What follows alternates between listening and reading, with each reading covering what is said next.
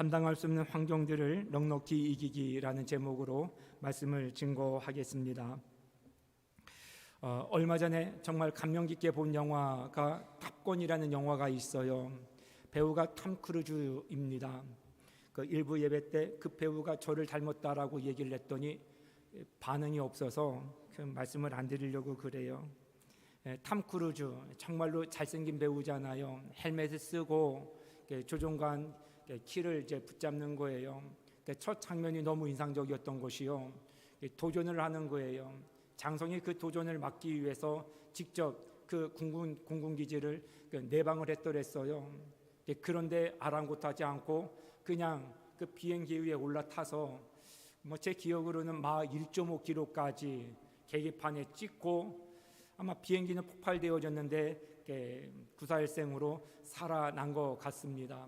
이와 같은 무모한 갱신을 시도했던 이 주연에게 하나 임무가 주어지게 됩니다. 적신에 깊숙이 들어가서 모든 방공망을 뚫고 그 폭발 시설을 이제 폭파하고 무사히 귀환을 해야 되는 것이에요.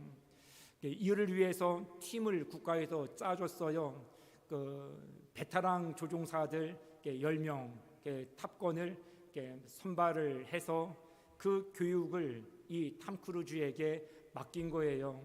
그리고 설명을 해줘요. 우리가 저공 비행으로 들어가야 된다. 그것을 파괴를 하고 모든 미사일 공격을 다 따돌리고 살아서 귀환을 해야 된다. 국방부 측에서는 파괴만 하더라도 성공이다. 살아 돌아오지 못하도록. 그런데 한번 그거에 대하여서 동료를 잃었던 트라우마가 있었던 이 주연은 그 모든 훈련생들을 조종사들을 한 명도 희생 없이 살아 귀환하도록 하는 데까지 목표를 정할 수밖에 없는 거예요. 그것을 완성을 하려고 하다 보니까 불가항력적인 과정을 수행을 해야 되는 거예요.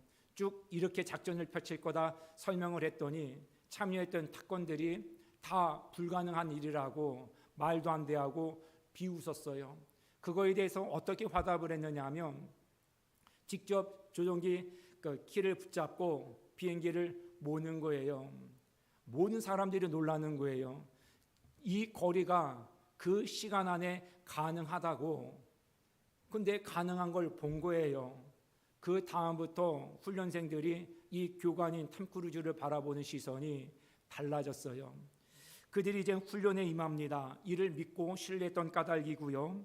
계기판이 불안정할 때 예전 같았으면 여기서 더 나가면 안 돼 하고 속도를 줄일 상황이었는데 이젠 앞에 있는 교관을 믿고 속도를 줄이지 않을 용기를 내기 시작을 합니다. 엄청난 속도로 인해서 기체는 심하게 떨립니다. 그럼에도 불구하고 한번 봤으니까 주저하지 않습니다. 저공 비행이 불가할 정도로 낮은 곳으로 비행을 시작을 합니다. 추락해 보일 만한 위험 요소가 있지만 이것도 아랑곳하지 않습니다. 이들이 그동안 겪었던 모든 일들, 그 겪었던 일로 인하여서 예측했던 모든 불우한 상황들은 자기들에게 한 번도 겪는 일이 되지 않았습니다. 저는 이 영화를 보면서 감명 깊었던 것이 뭐였느냐 하면 베테랑 조종사들이었지만 훈련 중에 불안할 때가 있다라는 거예요. 그럴 때는 여지없이 그들의 시선은 항시 자기들을 이끌어주는 교관에게 주목하고 있더라는 것이에요. 그리고 확신이 불안으로 바뀔 때가 있어요. 그들의 온통 청력은 그 교관의 입에 고정되어져 있다라는 것이에요. 또 하나 보이는 것으로 자신감이 흔들릴 때 그들은 교관이 가르친 매뉴얼들을 숙지하고 그대로 행했다라는 것이에요. 더 혼란스러울 때, 더 불안할 때, 더 좌절을 겪고 싶을 때마다 그들은 교관인 이 톰 크루즈에게 시선을 집중하고 청력을 집중하고 매뉴얼에 집중하는 것. 그렇게 하니까 불가능했던 것들이 가능하게 되어지더라. 오늘 베드로가 등장합니다. 일전에 저희들이 이 말씀을 통하여서 한번 은혜를 나누어 적이 있었습니다. 이제는 하늘의 일이 바다 위에서 일어나게 되어진다는 것, 이것을 우리 현실로 생각을 하면 이제는 우리 육지에 우리에게 일어나는 일로 장소만 바뀌었을 뿐이에요. 공중에서, 해상에서, 육지에서, 비행기에서 이제는 배로 옮겨가는 것이고요. 이제는 이 땅에서 우리의 도보나 차로나 우리의 모든 일상과 똑같습니다. 위치, 환경은 바뀌었어도 이야기의 궤적은 똑같이 시작되어진다라는 것을 알 수 있습니다. 오늘 14장 24절 말씀해 보니까요, 배가 이미 육지에서 술이나 떠나서 바람이 거스름으로 물결로 말미암아 고난을 당하더라. 배경은 갈릴리 호수예요. 바다라고 하기도 하고 긴네렛 호수라고 이야기를 합니다. 가장 긴 폭이 길이가 20km 정도 되어지고요. 가장 넓은 폭이 13km 정도 되어집니다. 이게 잔잔할 때는 한없이 고요해요. 그런데 그 앞에 골란공원에서 몰아오는 바람이 있는데요, 이 바람을 사람은 광풍이라고 이름을 지어줘요. 미친 바람이라는 것이에요. 이것이 얼마나 격동을 일으키는지요, 그 모든 바닷물을 안에서부터 다 뒤집어 듯한 기세로 바람을 불어 제키는 것이거든요.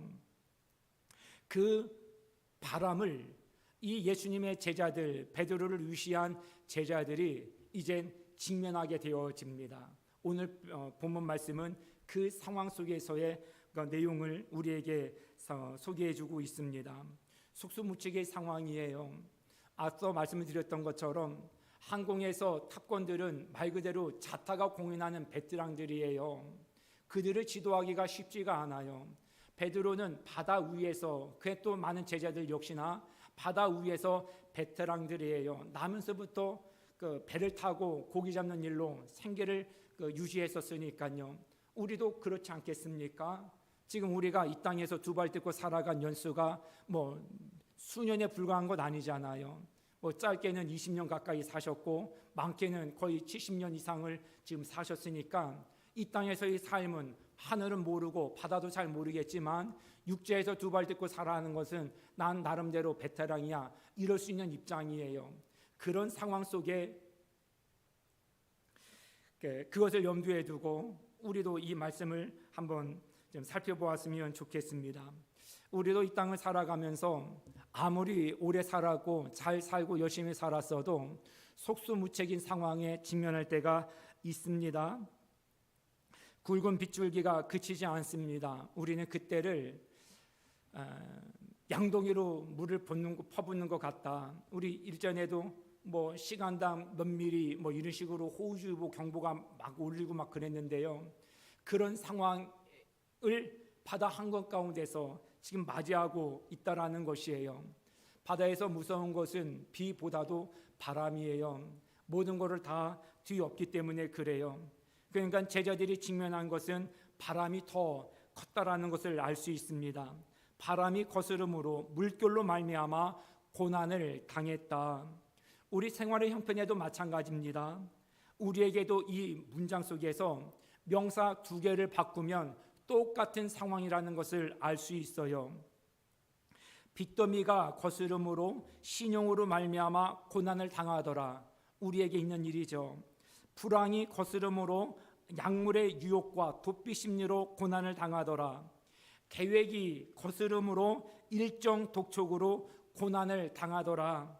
많은 업무가 거스름으로 압박과 스트레스로 고난을 당하더라. 질병이 거스름으로 고통과 불안으로 말미암아 고난을 당하더라. 다 똑같아요. 명사는 얼마든지 바뀔 수 있고요, 목적어도 얼마든지 바꿔 나갈 수 있어요. 그런 일들이 우리 가운데 고난스럽게 다가온다라는 것이에요. 제자들은 무려 9시간을 이 가운데서 폭풍우와 사투를 벌여요. 새벽 4시쯤 더 놀라운 일이 생겨요. 입이 떡 벌어지면서 당황하는 것이죠. 봤더니 그 풍랑이는 그 물결 위를 누군가가 걸어오는 거예요.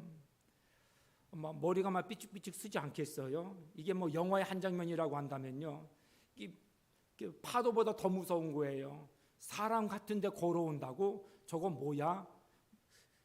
그래서 제자들이 이구동성으로 얘기를 해요. 유령이다. 이제까지 무리를 걸어오는 일을 본 적이 없으니까요. 자지러지게 놀라는 것이죠.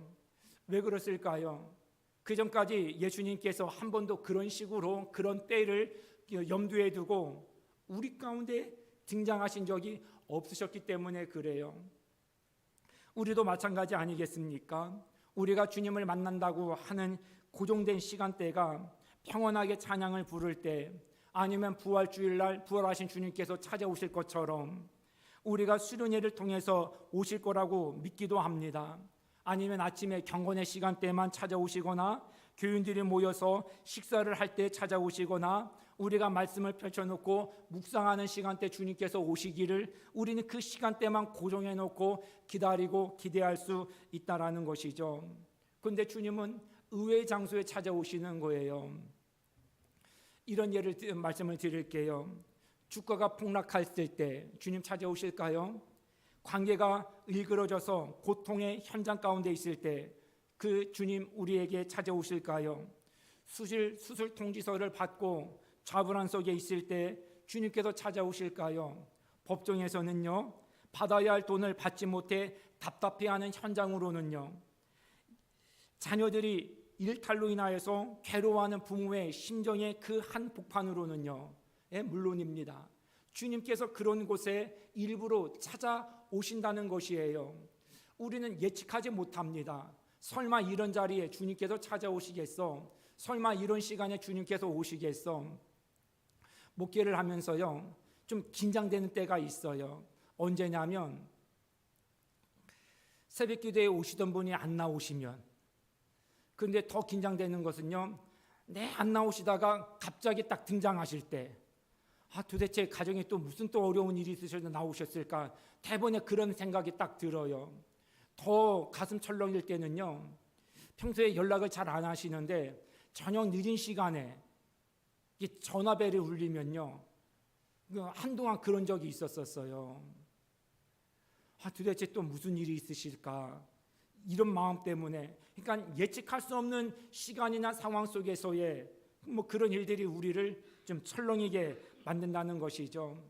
예수님의 제자들도 그런 상황이었어요. 설마 이런 자리에 예수님께서 찾아오시겠어?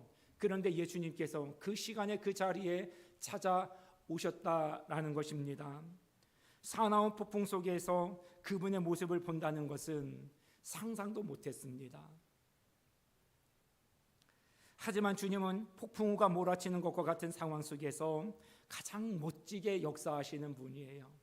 우리의 인생의 풍랑 가운데서 주님께서 다가오실 것을 소망할 이유는 주님께서 가장 멋지게 등장하셔서 가장 멋지게 역사를 일구시기에 가장 적합한 때이기 때문에 그래요. 그래도 주님은 우리가 말씀 묵상하는 중에도 찾아오시지만 정말로 우리가 평생 잊지 못하는 현장은요, 우리의 폭풍과 같은 현장 속에서의 주님의 내방입니다. 그럴 때 주님께서 찾아오셔서 우리에게 말씀하시는 거예요. 오늘 본문처럼 내니 안심하라. 우리가 이런 말을 들으면 참 힘이 납니다. 병원에 가셔서 진찰을 받으시고 또한 진료 또 수술을 받으시는 우리 성도님들 계시잖아요. 저도 한두 해 병원 이렇게 다니면서 그런 상황 속에서 우리 성도님들이 전화를 주시거나 좀 관심을 보이시고 그렇게 하시면 힘이 정말 많이 됐더랬어요.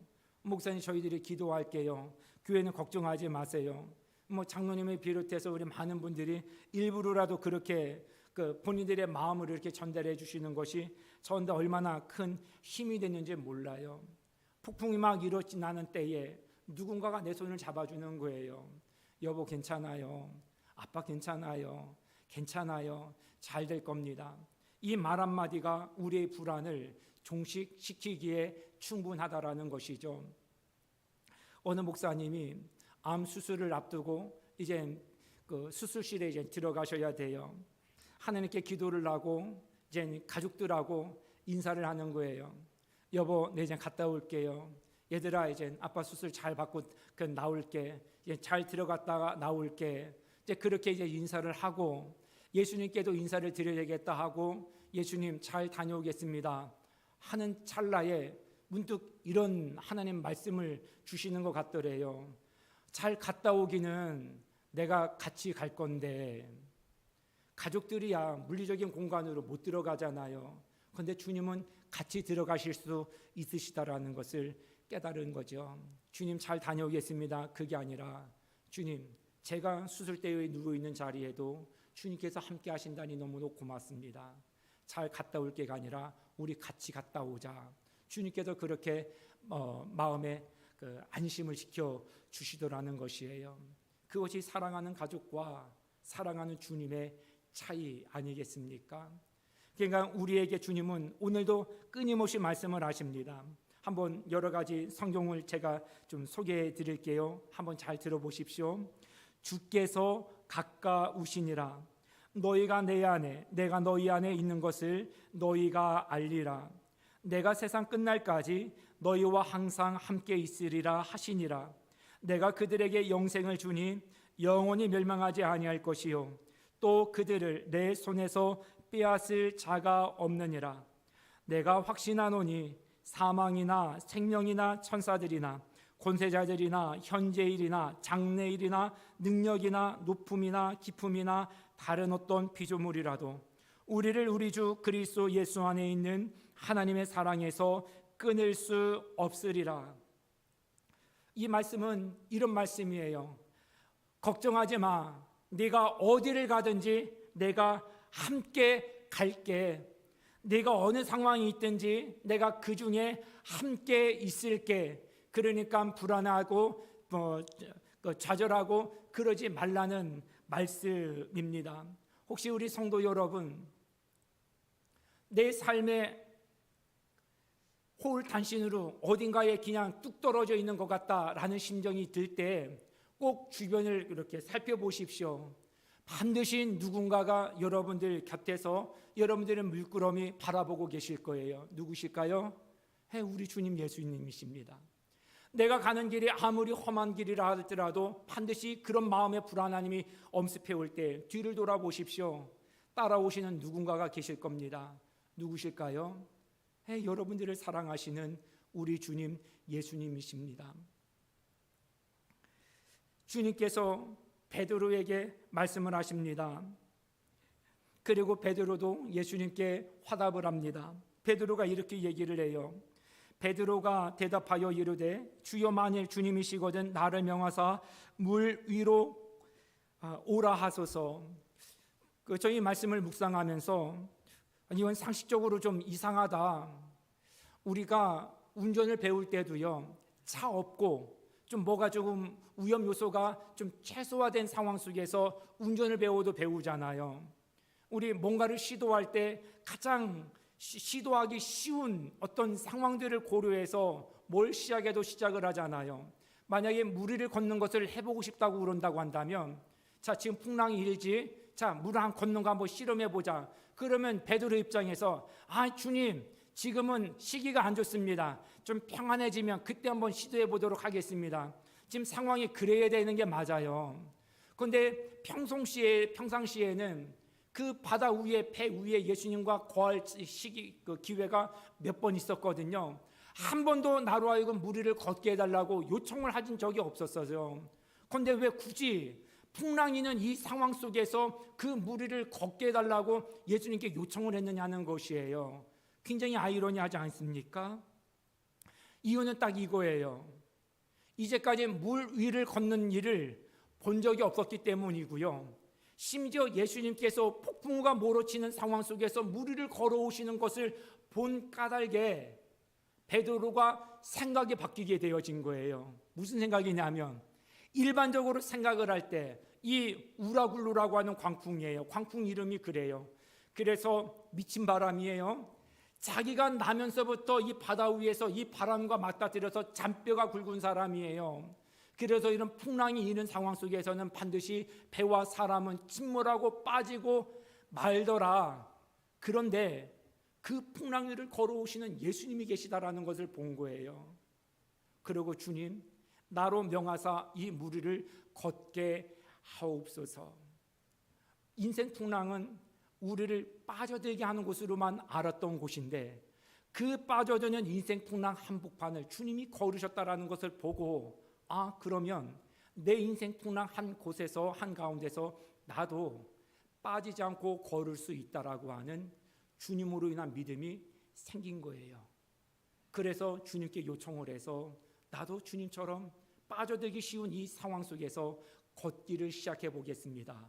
주님이 허락해 주셔서 걷습니다. 몇 발자국 내디뎠는데요, 갑자기 또 큰 풍랑이 확 일어나는 거예요. 베드로가 빠져들기 시작을 해요. 풍랑은 이는 상황 속에서 시도를 했기 때문에 새삼스러울 것도 없어요.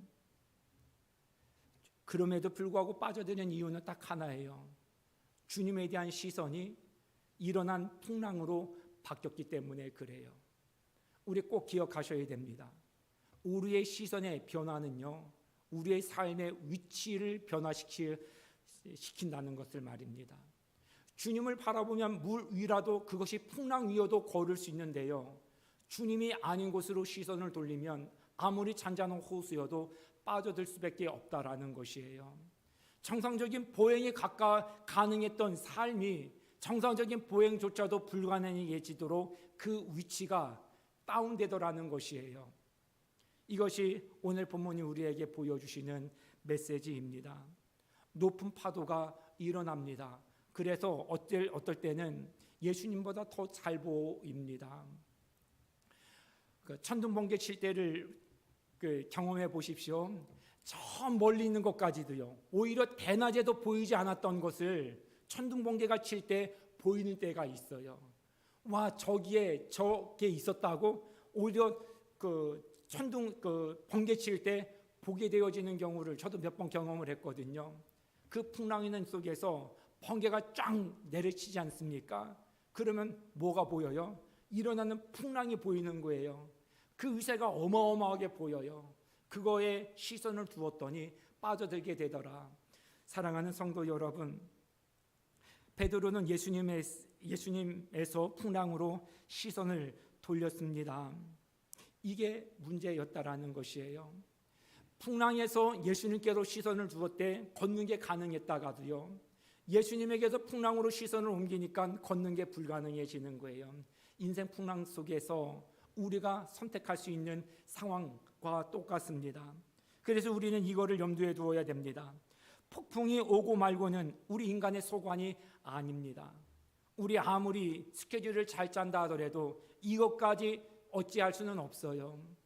연중계에게 자, 이때는 병원에 가서 입원해야 돼. 이때는 어떤 고난이 다가올 거야. 아마 불면증도 다가올 수 있어. 수면제를 할 수도 있어. 두통약을 우리는 또 다른 통으로 바꿀 수도 있어.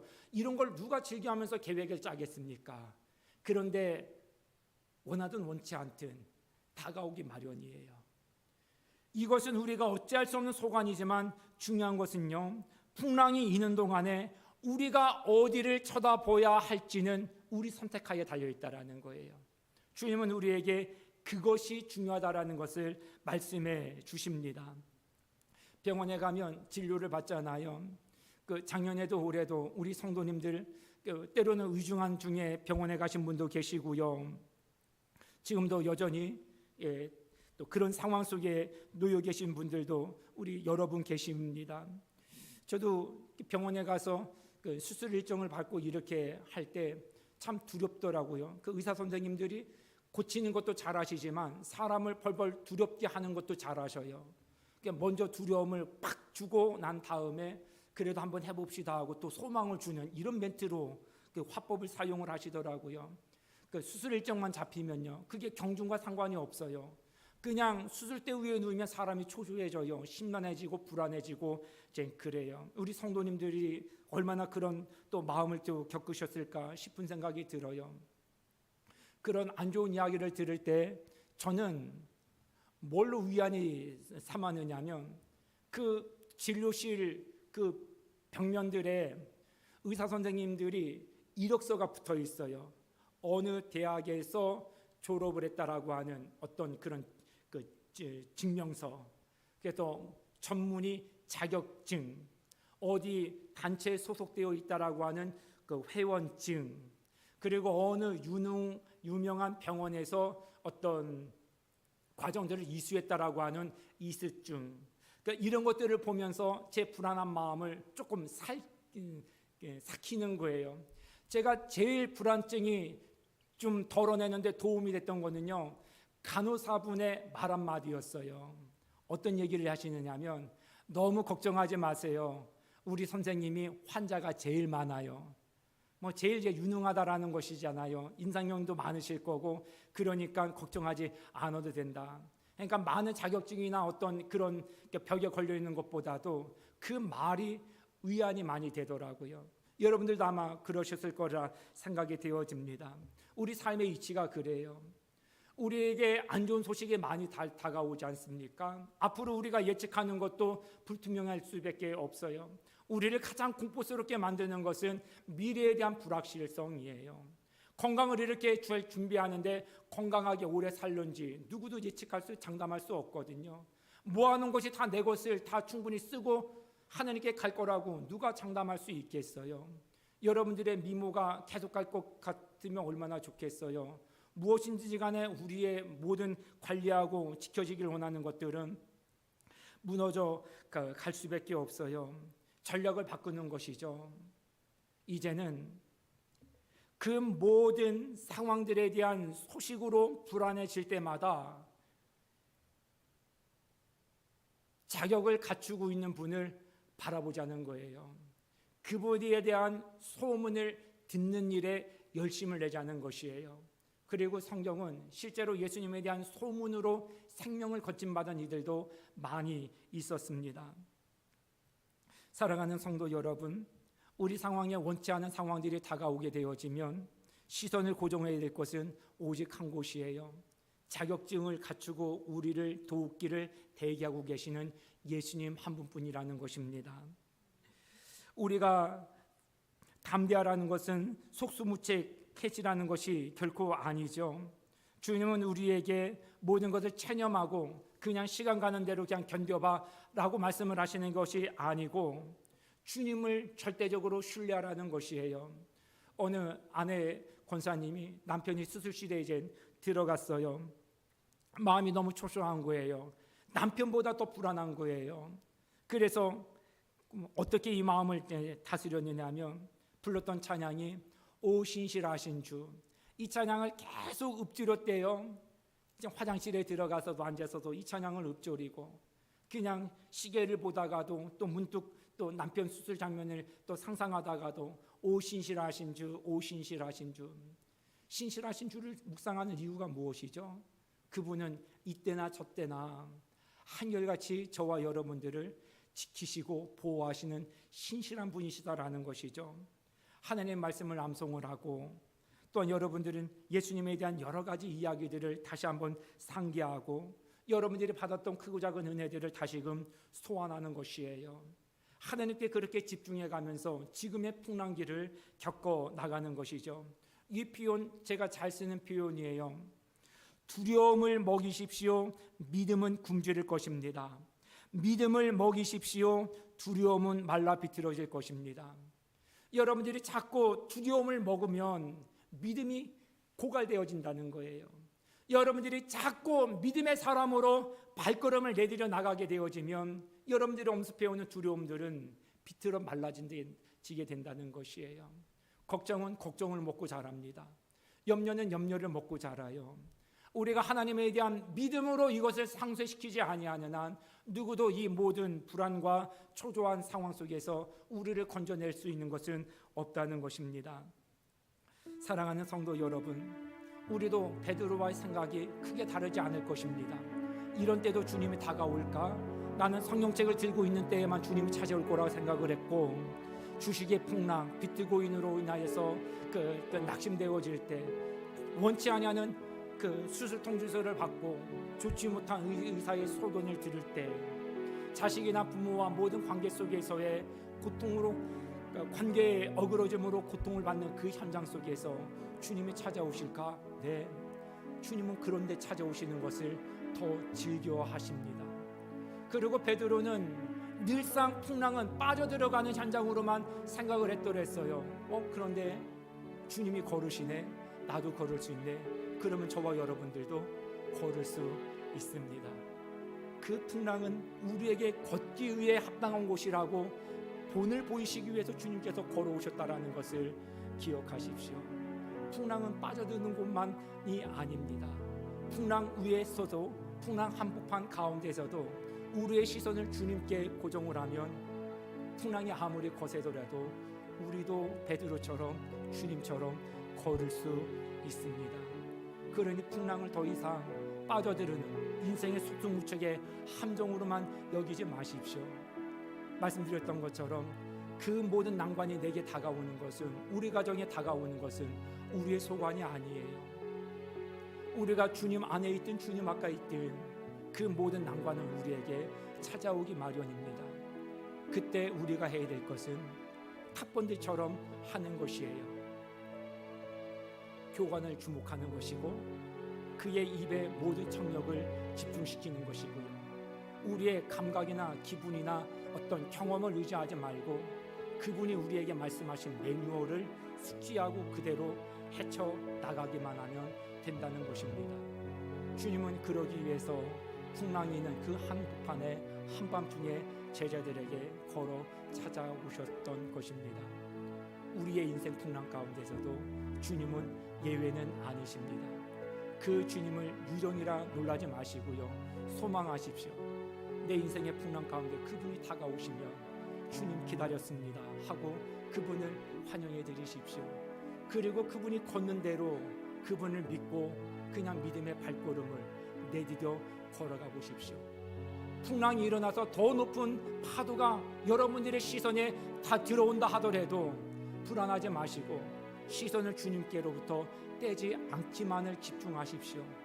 걸어서라도 여러분들은 그 바다 한가운데를 건너설 수 있게 될 것입니다. 그러기 위해서 찾아오시는 주님을 여러분들의 인생 한복판에서 꼭 만나시고 모든 인생을 역정케 하는 일을 손수 몸소 경험하는 믿음의 종들이 되시기를 주님의 이름으로 축복합니다. 오늘 말씀 기억하시면서 이 찬양 함께 고백드리길 원합니다. 하나님의 사랑을 사모하는 자, 하나님의 평안을 바라보는 자, 님의 사랑을, 하나님의 평안을 바라봅시다. 하나님의 평안을 바라보는 자, 너의 모든 것 창조하신 우리 주님이 너를 얼마나 사랑하시는지 하나님께 찬양과 경배하는 자, 하나님께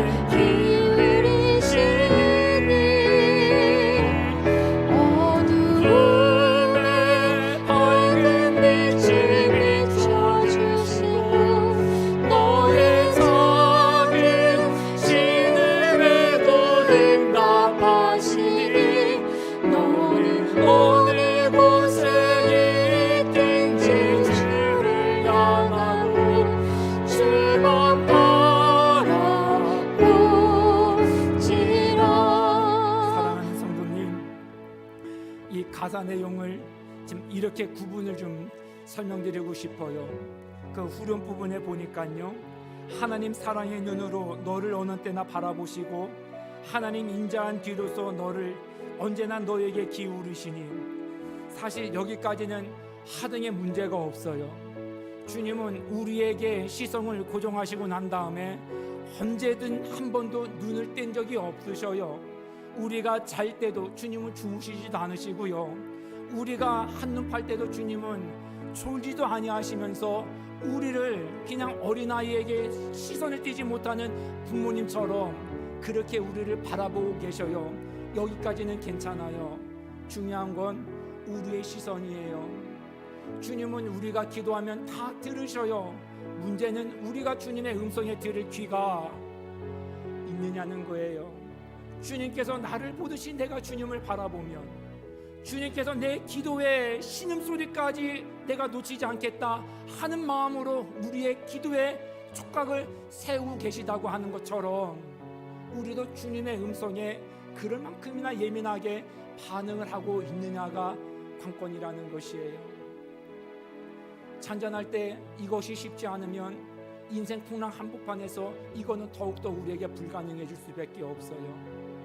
주님이 우리를 바라보듯이 우리도 주님을 바라보고, 주님이 우리의 신음소리까지도 다 응답하시는 것처럼 우리도 주님의 말씀에 귀를 기울일 줄 아는 이 관계가 되어지면, 주님 말씀하시죠. 걱정하지 말고 내니 안심하고 물 위로 너도 걸어봐. 풍랑이라고 다 빠져드는 것 아냐. 걸을 수 있어. 주님, 이 관계가 우리에게 회복되어지기를 원하는 마음으로 우리 후렴 부분 다시 한번 고백하는 시간을 갖도록 하겠습니다. 이 관계가 회복되어지기를 원합니다. 하나님 사랑의 눈으로 너를 어느 때나 바라보시고, 하나님 인자한 뒤로서 언제나 너에게 기울이시니,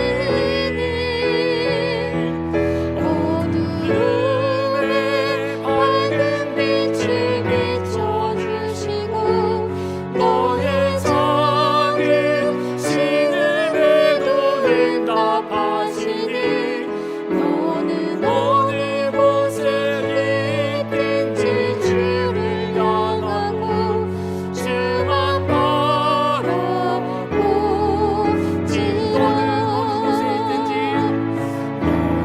어느 곳에 있든지 주를 바라볼지라. 주만 결단하며 고백합시다. 주만 바라볼지라. 주만 바라보지라.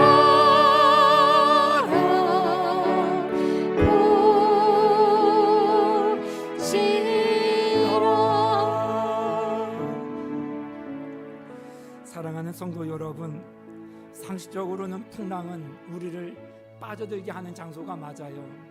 그렇지만 주님이 함께 계시는 풍랑은 사정이 달라요. 걸을 수도 있어요. 관계 때문에 지금 풍랑 속에 경랑을 지금 겪고 계시다고 한다면, 지금 육체적인 질병 때문에 지금 너무 감당할 수 없는 쓰나비격의 고난을 당하고 있다고 한다면, 경제적인 것도 마찬가지예요. 질병으로 인하여서 하나님 내 앞날을 정말 예측할 수 없습니다. 그런 경랑 속에서도 주님께 시선을 고정하십시오. 우리 얼마든지 걸을 수 있고 그 풍랑에서 헤어나올 수 있습니다. 내가 능력이 있는 게 아니라 능력이 있으신 주님께서 그렇게 하실 것이기 때문에 그렇습니다. 이 믿음으로 주님에 대한 시선으로 한 주를 승리하시고 인생 풍랑을 능히 헤쳐나갈 수 있는 믿음의 종들이 다 되실 수 있기를 주님의 이름으로 축복합니다. 오늘도 저희들에게 귀한 말씀 주신 하나님 감사합니다. 우리에게 주신 이 마음을 잊지 않게 하여 주시옵소서. 우리가 더 험난하고 더 풍랑 속으로 깊이 빠져들어갈 때 우리의 시선은 주님께로, 우리의 청력은 주님의 음성으로, 우리의 모든 감각은 주님의 매뉴얼로 집중되게 하여 주시옵소서. 그래서 불가능이 가능한 일을 우리 모두가 경험할 수 있도록 우리가 겪는 인생 풍랑 한가운데서 역사하여 주시옵소서. 우리 사랑하는 주의 종들을 건져 주시어서 살게 하옵소서. 걷게 하여 주시옵소서. 뛰게 하여 주시옵소서.